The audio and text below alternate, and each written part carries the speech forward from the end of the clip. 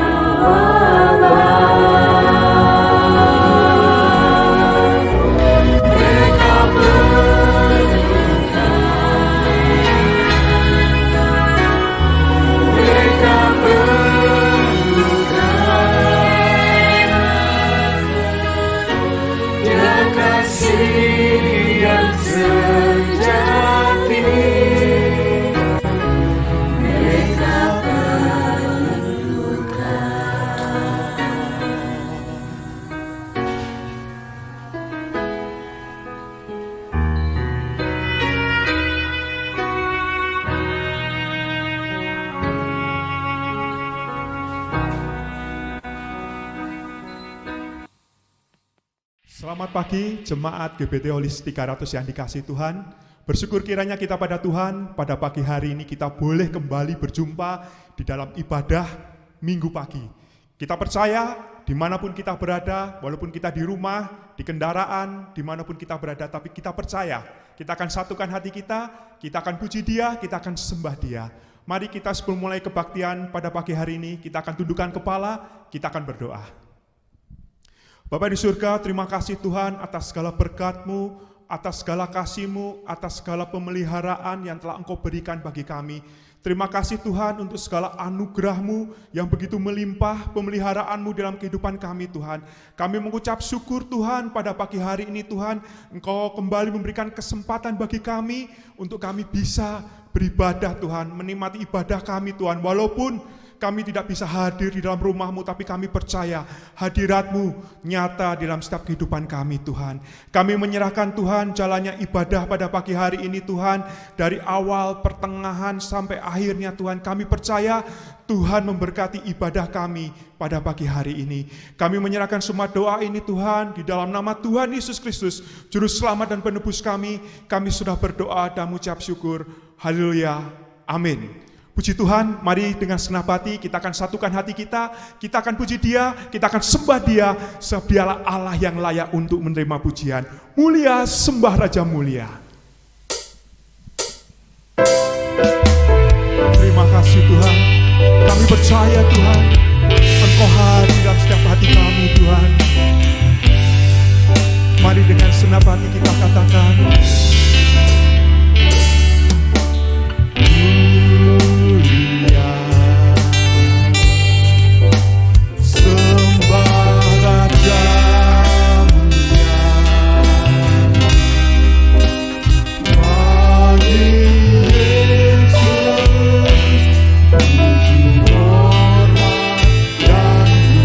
kuasa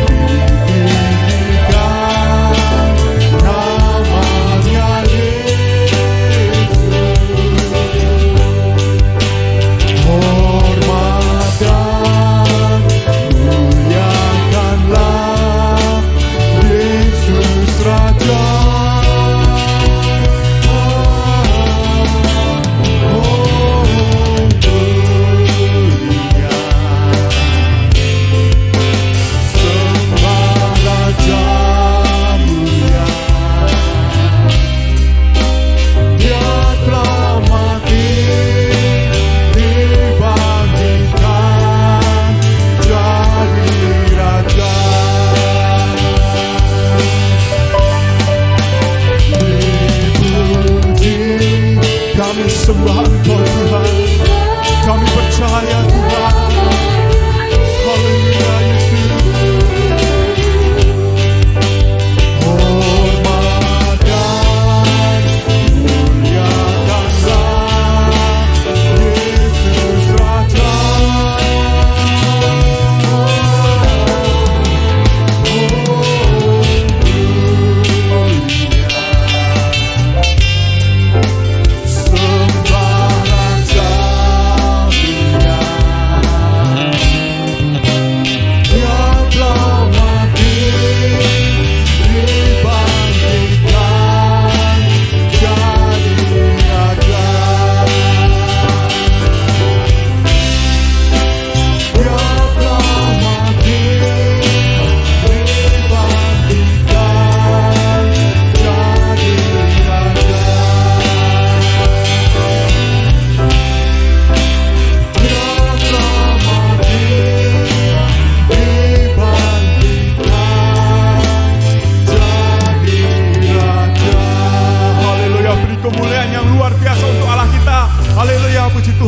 Mari kita akan sama-sama dengan semangat, dengan penuh hati yang sukacita, kita akan puji Dia, kita akan sembah Dia, karena kita mempunyai Allah yang begitu baik, Allah yang begitu mengasihi kita di hadapan kemagahan-Mu Tuhan. Haleluya. Mari sama-sama kita berbuat tangan, kita memberikan yang terbaik bagi Allah kita. Haleluya.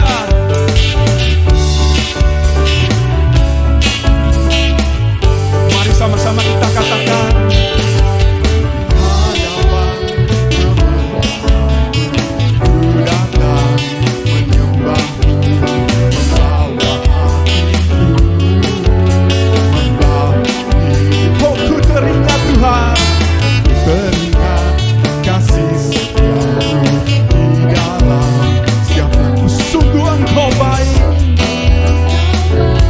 Tuhan, di dalam hidupku Engkau baik, teramat, sungguh Engkau baik Tuhan, Engkau baik, teramat. Mari dengan semangat kita katakan, hadapan keberkahan-Mu ku datang, menyembah-Mu, membawa hatiku. Teringat Tuhan, teringat kasih setiamu di dalam setiap langkahku. Sungguh Engkau baik di dalam hidupku. Engkau baik, teramat baik. Engkau baik, teramat. Oh, Engkau baik Tuhan.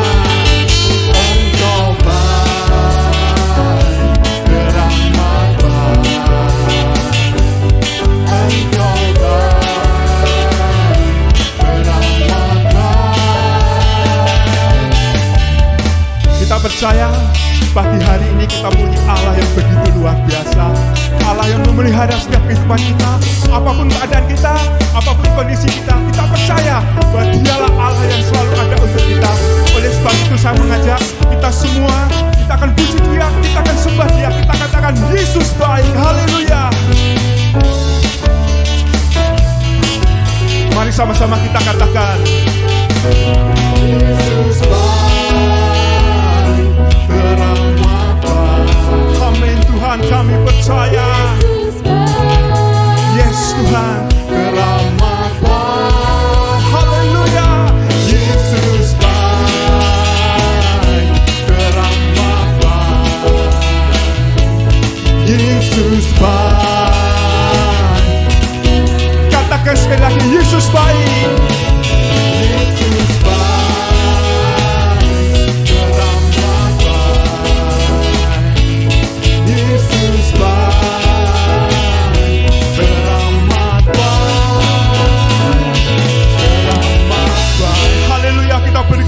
Luar biasa untuk Allah kita. Haleluya, kita percaya Dialah Allah yang selalu ada untuk dalam setiap kehidupan kita. Kita percaya pada pagi hari ini kita punya Allah yang begitu setia. Kita percaya kita punya Bapa yang begitu mengasihi kita. Bapa yang begitu memperdulikan apa yang jadi kebutuhan dan keperluan kita. Oleh sebab itu, mari pada pagi hari kita akan menyiapkan hati kita akan buka hati kita untuk kita kembali menerima firman Tuhan. Haleluya. Sungguh kami perlu Engkau Tuhan.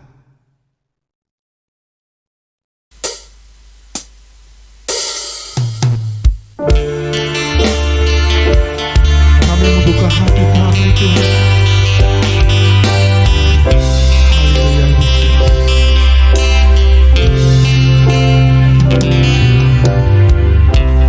Tiap hari ku temukan mereka yang terhilang, hidup yang damai arah tujuan. Mereka tersimpan di namun Tuhan tangis mereka. Mereka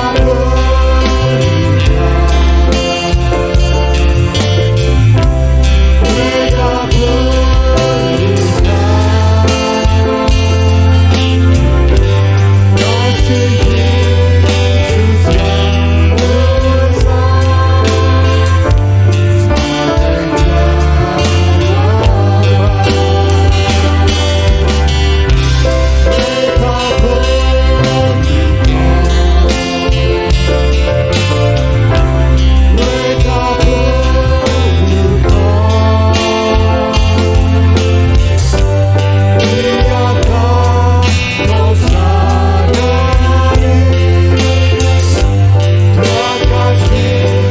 yang besar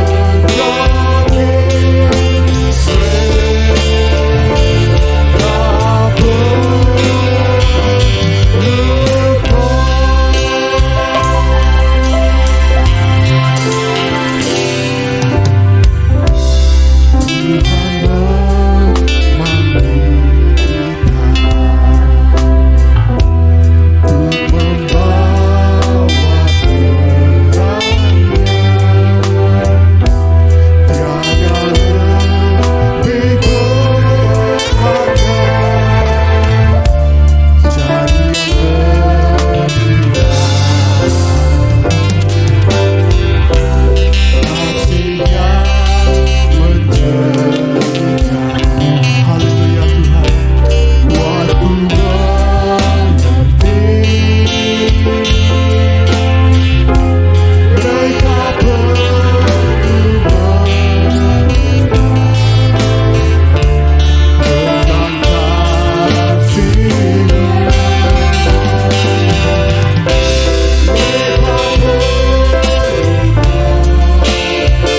benar Tuhan, kami memerlukan Engkau Tuhan. Berikan kami hati yang berani Tuhan, untuk kami kembali Tuhan keluar memberitakan Injil kebenaran firman-Mu Tuhan. Sebagai jawaban, mereka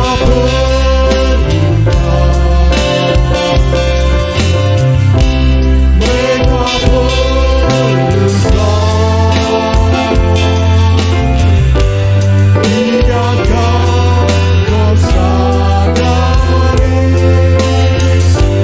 yang kasih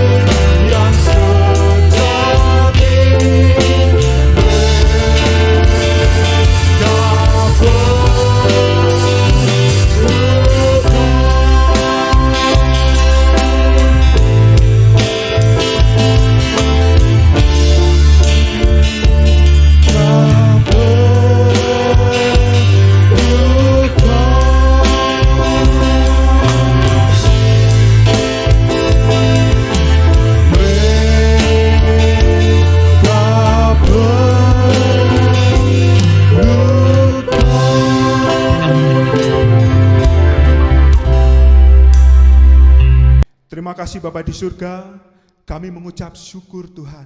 Kami sudah memuji dan memuliakan nama-Mu Tuhan. Kami sudah menyembah Engkau Tuhan. Kami percaya Engkau memberkati setiap pujian kami, setiap penyembahan kami Tuhan. Sebentar kami akan duduk diam Tuhan, untuk kami kembali membuka hati kami. Kami menyiapkan hati kami Tuhan, untuk kembali menerima firman-Mu Tuhan.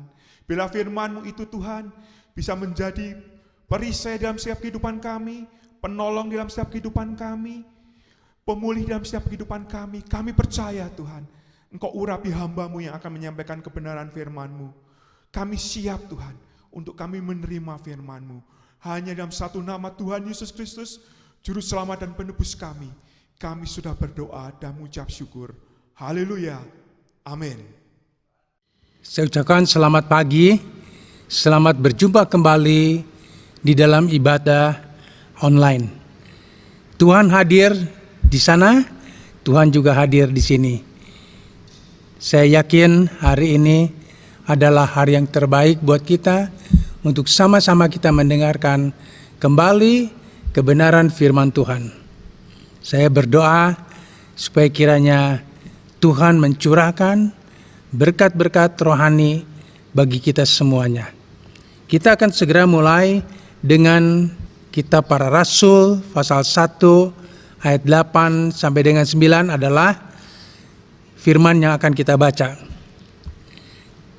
Tetapi kamu akan menerima kuasa kalau Roh Kudus turun ke atas kamu, dan kamu menjadi saksiku di Yerusalem dan di seluruh Yudea dan Samaria dan sampai ke ujung bumi.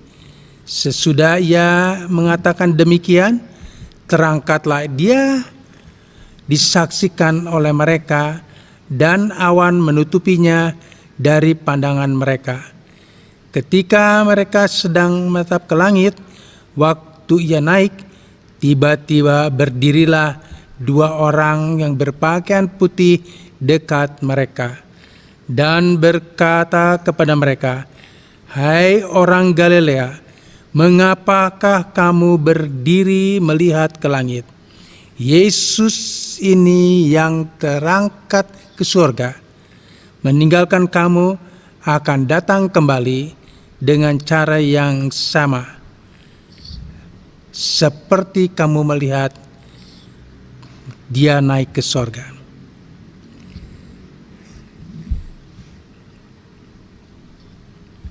Puncak dari peristiwa kehadiran Tuhan di bumi adalah kenaikannya ke surga.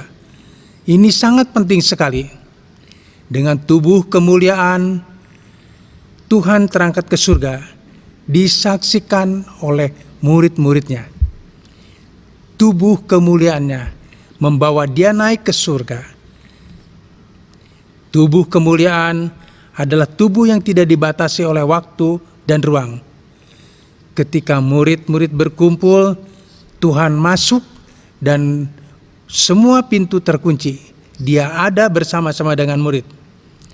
Sewaktu Tuhan sebelum bangkit, Tuhan ada di Galilea, tetapi Tuhan tidak ada di Yerusalem. Dia masih terbatas sebagai manusia. Sekarang tidak. Melalui Roh Kudus, Tuhan hadir di mana saja dan menyertai kita. Sebab itu Tuhan katakan, aku tidak meninggalkan engkau sebagai yatim piatu. Tuhan menyertai semua orang percaya dimanapun kita berada. Kenaikan Tuhan Yesus ke surga disaksikan oleh murid-murid, dan banyak lainnya yang menyaksikannya, merupakan dasar dari iman Kristen yang membuat setiap orang Kristen begitu kokoh, kuat, dan percaya walaupun dia ada di dalam dunia yang serba tidak menentu dari zaman ke zaman sampai akhir zaman. Dia percaya bahwa Tuhan Yesus yang disembah adalah hidup, ada di sorga, duduk di sebelah kanan Allah Bapa. kenaikannya tidak cuma begitu saja, tetapi di sana ada janji dan pesan-pesan yang disampaikan murid-murid yang menyaksikannya. Sehingga murid-muridnya mempunyai testimoni, merupakan satu kesaksian dari murid-murid yang begitu menerima pesan dan melanjutkan pemberitaan kabar baik hingga saat ini dan sampai mencapai tujuan akhir dari Tuhan, yaitu ke seluruh pelosok bumi di mana manusia ada. Sampai sekarang belum berakhir, sekalipun dari masa-masa yang baik maupun yang sukar, pemberitaan yang diperintahkan Tuhan tetap berlanjut sampai Tuhan datang kedua kalinya. Dengan kenaikannya ke surga yang disaksikan oleh murid-murid Tuhan, ia menyatakan bahwa Tuhan bangkit dari kematian dan hidup. Ini menjadi pokok yang penting bagi orang percaya. Karena dengan iman akan kebangkitan dan hidup, maka kita mempunyai harapan yang kuat. Dan kita tahu bahwa Tuhan hidup dan bertata di kerajaan surga. Kita percaya kepada Tuhan yang hidup, yang tahu dan melihat kehidupan kita secara keseluruhannya. Tujuan Allah untuk dunia ini, tujuan Tuhan dalam rencana Allah terhadap manusia di dunia. Tuhan datang, lahir, dan Tuhan mati, Tuhan bangkit, Tuhan naik ke surga, Roh Kudus turun, dan Tuhan datang kembali. Ini rencana yang sudah pasti terjadi. Sudah dalam rencananya yang terjadwalkan. Waktunya kita memang tidak tahu, tetapi kepastiannya sudah pasti. Ia datang sebagai manusia untuk menyampaikan berita kesukaan bagi dunia yang sudah terhilang dan putus hubungan dengan Allah. Itu kedatangan yang pertama. Kedatangan Tuhan pertama ke dalam dunia. Yang kedua, dia harus mati, disalib bukan karena kesalahannya, tapi untuk menebus manusia dari dosa yang membawa kematian kekal. Kematian kekal adalah terpisah dengan Allah untuk selama-lamanya. Yang ketiga, Tuhan bangkit, menunjukkan bahwa dia hidup. Dan dalam hidup membawa manusia memiliki pengharapan yang kekal.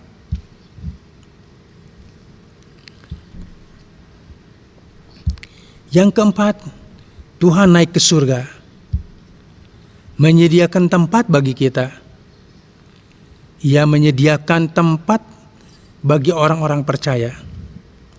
Yang kelima, memerintahkan Roh Kudus untuk turun menggantikan kedudukannya, untuk menyertai orang-orang percaya yang pergi menginjili dan mengajar jalan kebenaran.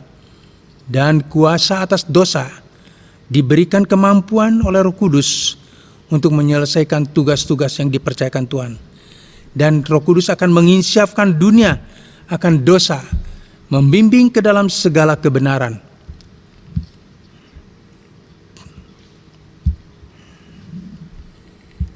Tuhan berjanji datang kembali untuk menjemput orang kudusnya dan untuk memerintah bersama-sama dia dalam kuasanya sebagai raja di atas segala raja.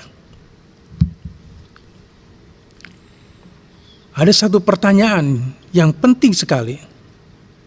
Dari poin-poin tersebut, adakah nabi, orang-orang saleh, orang-orang kudus yang bisa menyamai seperti Tuhan waktu hidup sampai Tuhan naik ke surga? Tidak ada satupun tokoh agama, tidak ada satupun nabi maupun rasul yang dapat melakukannya, dan tentu tidak ada. Namun demikian, iblis berusaha membelokkan iman setiap orang Kristen. melalui tokoh-tokoh agama yang memang di bawah standar yang ada dalam diri Tuhan Yesus, bahwa ia mengatakan kebangkitan tidak ada.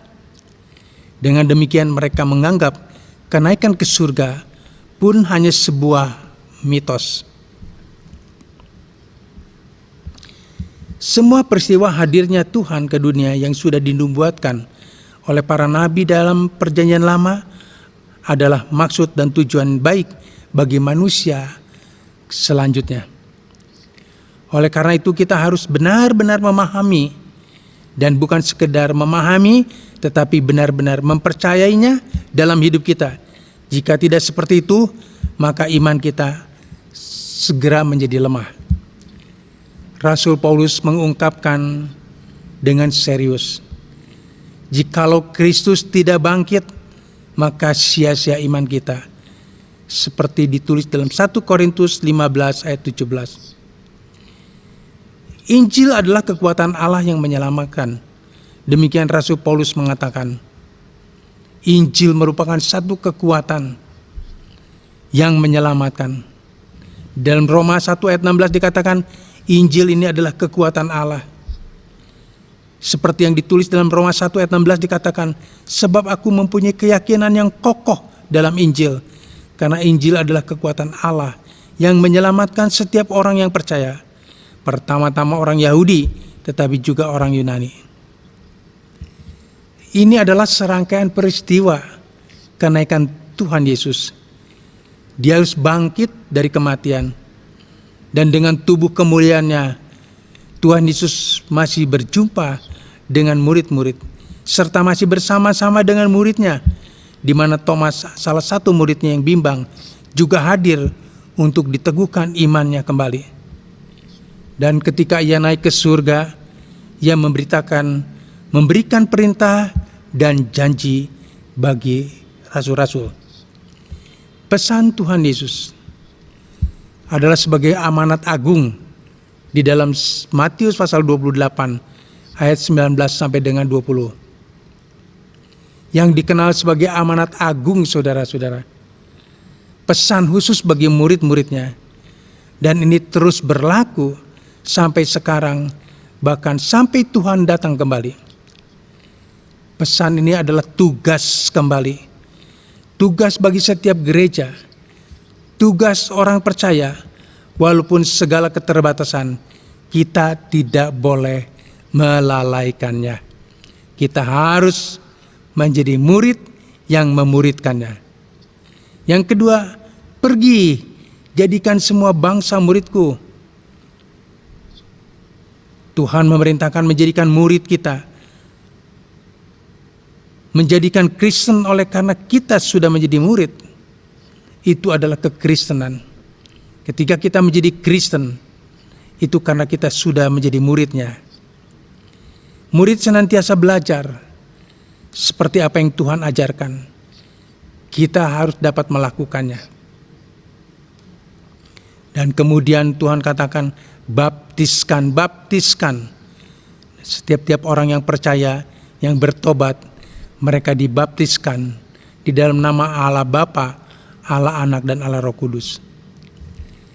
Penyertaan Tuhan sampai pada akhir zaman, secara pribadi maupun secara umum. Tuhan menetapkan karena Dia mempunyai kuasa, baik di surga maupun di bumi. Ia menyatakan bahwa kita tidak usah khawatir, karena Tuhan berkuasa atas bumi dan sorga. Di dalam Kisah Para Rasul kita sudah dijelaskan, puncak dari peristiwa kehadiran Tuhan di bumi adalah kenaikannya ke surga. Dengan tubuh kemuliaan, Tuhan terangkat ke surga yang disaksikan murid-muridnya. Janji Tuhan yang paling utama adalah Tuhan mengutus Roh Kudus untuk kita menjadi saksi Tuhan di bumi ini. Ketika kita tidak mempunyai kemampuan, kita akan pernah lupa bahwa Tuhan menyertai kita. Kita tidak akan punya hati untuk menjadi muridnya, apalagi kemampuan untuk melakukannya bila Roh Kudus tidak menyertai dalam hidup kita. Kita tidak pernah akan menjadi murid yang sejati kalau Roh Kudus tidak memberikan kemampuan. Roh Kudus akan memimpin kita dalam kebenaran dan menginsyafkan kita dari dosa. Inilah harus dicamkan dan diingat benar-benar dan selalu ada di dalam hati kita. Sebab itu para rasul dengan semangat mereka pergi menginjili. Dan tugas itu sampai hari ini ada di setiap kita yang percaya, di setiap hati orang tebusannya. Orang menjadi murid Tuhan dan setiap murid orang lain menjadi muridnya. Semangat ini datang dari perintah Tuhan yang dilengkapi oleh Roh Kudus. Tuhan ke surga, duduk di sebelah kanan Allah Bapa, suatu kehormatan dan kuasa yang besar. Dia kelak menjadi hakim di atas orang mati maupun orang yang hidup. Dan Tuhan akan menjadi pembela kita di hadapan Bapa, yaitu orang-orang pilihannya yang percaya dan menerimanya sebagai Tuhan dan Juru Selamat. Dia akan menjadi pembela kita di hadapan Bapa, orang-orang pilihan yang percaya dan menerimanya sebagai Tuhan dan Juru Selamat. Tuhan ke surga, Tuhan menyediakan tempat bagi kita. Dia akan datang secara pribadi jikalau tempat yang Tuhan sudah sediakan bagi kita telah tersedia. Kedatangan yang secara pribadi karena Tuhan akan menempatkan kita pada tempat yang Tuhan sudah sediakan. Dan Tuhan akan datang secara umum, secara keseluruhan untuk datang kedua kali, datang sebagai Raja untuk memerintah di bumi ini bersama-sama dengan orang kudusnya. Itulah bagian yang terpenting. Mengapa Tuhan naik ke surga? Tuhan naik ke surga. Tuhan punya rencana. Tuhan yang terbaik. Sementara kita ada dalam keadaan kesulitan dan kesukaran dengan situasi dan kondisi sekarang, tapi tetap Tuhan adalah pembela kita, penolong kita yang berada dan melihat kita dalam situasi seperti apapun juga. Kita perlu yakin dan percaya Tuhan tidak pernah diam. Tuhan akan bekerja terus dari zaman ke zaman dan sampai pada akhirnya Tuhan datang yang kedua kali. Kiranya pada pagi hari ini firman Tuhan boleh menjadi berkat buat saudara, boleh menjadi berkat buat saya, bagi gerejanya, bagi jemaatnya, dan Tuhan memberkati. Terpujilah nama Tuhan Yesus Kristus. Tuhan memberkati kita. Mari kita sama-sama kita akan berdoa. Bapa di dalam sorga, terima kasih Tuhan untuk pemberitaan firman di dalam program saat ini dengan tema kenaikan Tuhan ke surga. Itu mengingatkan kembali, itu sungguh-sungguh mengingatkan kembali kemana kami akan pergi. Engkau juga di situ akan menyertai kami. Engkau yang memberikan kekuatan, memberikan ketangguhan kepada kami. Oleh karena Engkau mengetahui kelemahan dan keterbatasan kami. Dan Tuhan menyertai gerejanya. Tuhan menyertai orang-orang percaya. Dan Tuhan senantiasa membimbing kami di dalam segala kebenaran. Biarlah Tuhan memberkati kami, gereja Tuhan yang Tuhan percayakan. Boleh kami bersama-sama menikmatinya setiap firman ini. Dalam keterbatasan waktu, dalam singkatnya waktu, kami boleh tetap berpegang teguh akan kebenaran firman-Mu Tuhan. Berkati sidang jemaat dimanapun berada, baik di tempat yang dekat maupun yang jauh, dimanapun mereka berada, baik dalam kondisi, dalam segala hal. Kiranya Tuhan terus menjaga dan melindungi, seperti juga Tuhan sudah melindungi kami semuanya. Biarlah setiap waktu-waktu yang Tuhan sudah berikan kepada kami dapat manfaatkan dengan sebaik-baiknya. Roh Kudus yang akan membimbing kami terus sampai pada akhirnya. Terima kasih Tuhan, berkati setiap kami yang sudah mendengar. Dan sebentar kita masuk di dalam doa berkat. Kita memohonkan berkat dari Allah Bapa, penyertaan Tuhan dan Roh Kudus di dalam setiap kehidupan kami.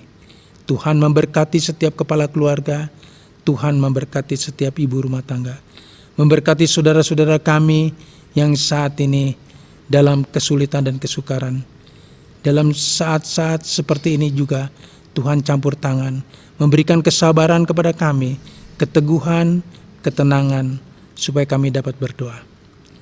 Tuhan berkati kemanapun kami berada, jauhkan dari segala mara bahaya yang Tuhan tidak kehendaki. Sebentar saudara-saudaraku, terimalah berkat anugerah, kasih sayang dan persekutuan dengan Roh Kudus mulai hari ini sampai saatnya Tuhan Yesus datang kedua kali menjemput kami semua yang percaya kepadanya. Di dalam nama Yesus, Tuhan dan Juru Selamat, hamba sudah berdoa.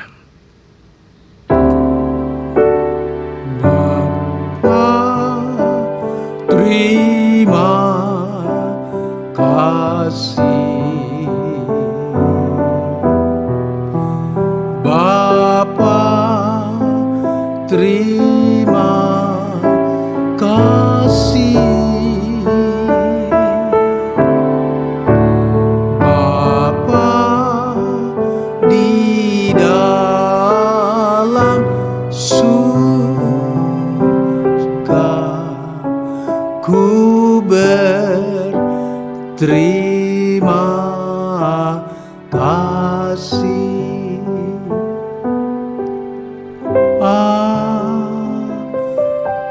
Amin. Tuhan Yesus memberkati. Amin.